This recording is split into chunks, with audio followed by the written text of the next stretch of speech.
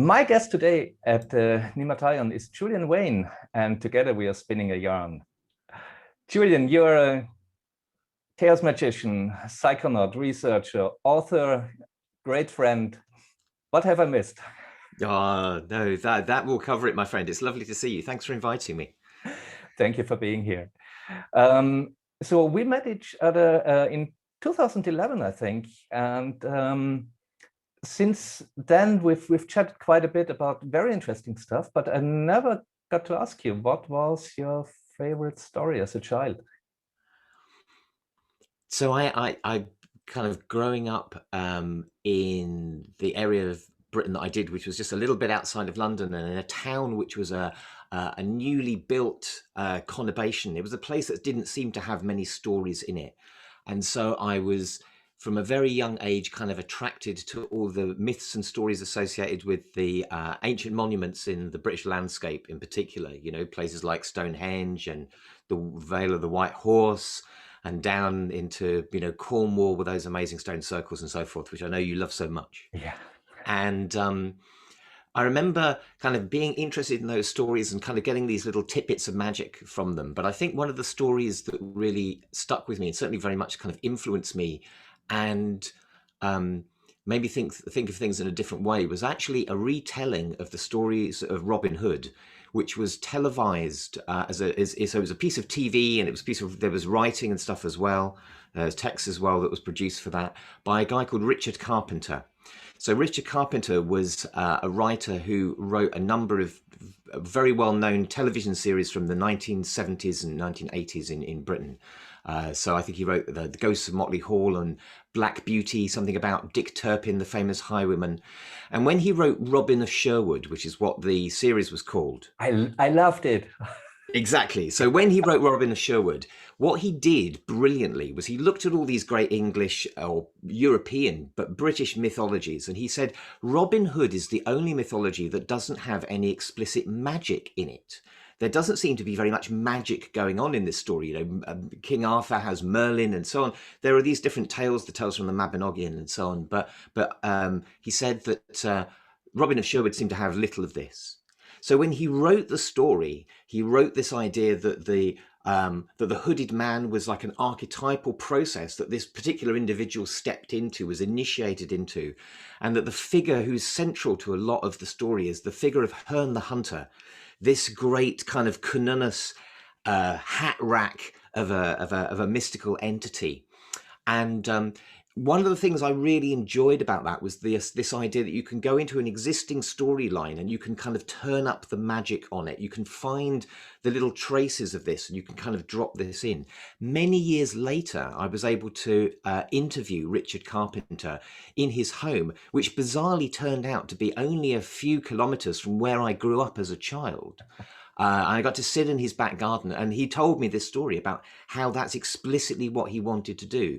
He was very interested in, you know, magic and paganism and the esoteric and so on. And so now when I look back at his work and I look back at the TV shows that I was growing up with, I see the work of somebody who was trying to inject what we could call kind of a real and authentic wild magic. You know, the figure of Herne the Hunter, yes, it's kind of libertarian, it's against the rich and so on, but there's a wild pan-like energy to this whole story, which in a way we know is also a story which goes on forever and yet is completely doomed to failure. What happens to the outlaw? Eventually they probably fall foul of the law. That's the nature of the storyline.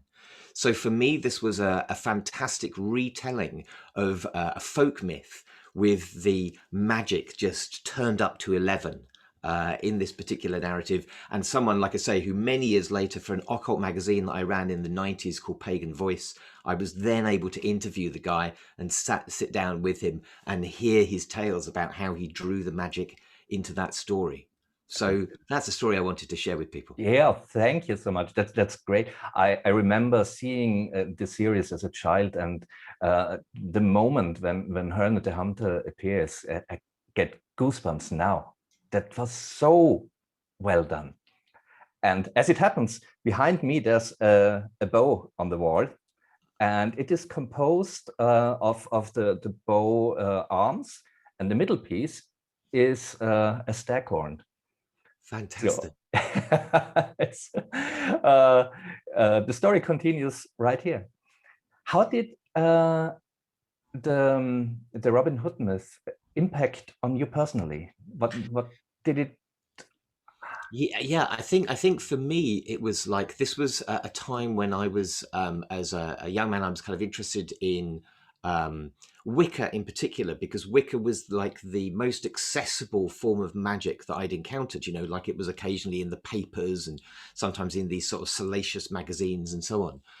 But I think what Richard Carpenter did with the Robin of Sherwood story, the way he kind of he retold that, is he really kind of for me, produced something that connected down to what I refer to as this kind of deep magic. So this kind of magic that's kind of that I perceive as like the in some respects it's like Baphomet. It's like the underlying kind of powerful process of magic, way beyond kind of moral or ethical constraints or constructions, but nevertheless something that kind of aims towards things like multiplicity, complexity, very often rhizomatic kind of collaborative work. So this sense of Herne being placed central to this great myth, and this great myth being this story of fighting against the oppressor, for me was very powerful. There are villages. There's a village of Wickham, so it's kind of got a reference to Wicca that's dropped in there. There's a beautiful scene where Robin and Marion have a hand fasting ceremony presided over by Herne the Hunter. So all the things I was reading from Wicca, from witchcraft and paganism, were right there. And they, because they were being presented in the form of a narrative, a story, and a story about, you know, the hey nonny no olden days, it was fine. They could be presented in this really powerful, beautiful way that wasn't about the kind of, you know, hideous journalism that was kind of around at the time about this kind of stuff, or the terrified overtones. And I know that Richard Carpenter did sometimes, you know, run into some difficulties. There was one particular episode where there were some essentially satanic nuns in one of the, I think it was like an hour long or 2 hour long, you know, big kind of episode with these sort of black magicians versus, you know, white magicians and that kind of thing going on. And so he was kind of pushing at the envelope about in terms of what would be okay for basically prime time TV, where all the kids in the country were kind of watching this thing.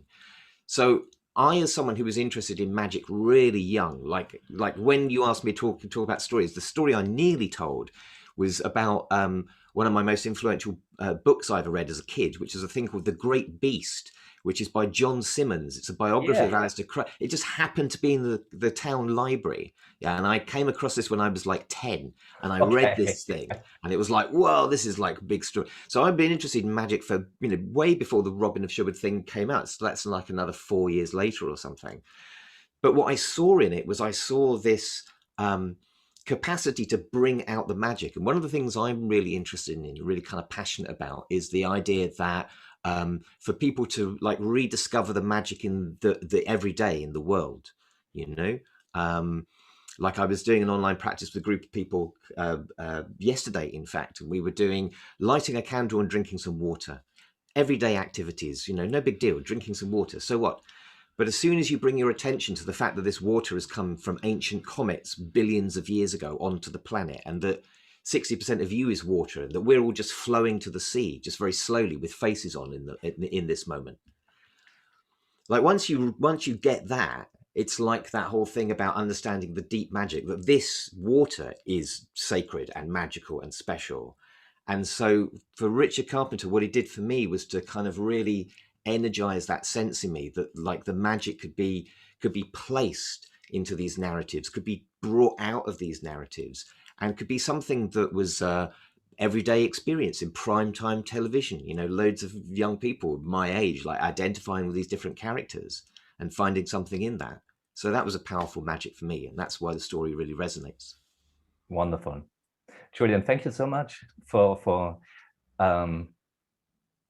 connecting this very, very old story, this deep magic, with modern pop culture. That's how the story goes. And so it goes, my Thank friend. you. Looking forward to see you again, and until next time. Come and visit. See you soon. Yes, wait. Bye, Julian.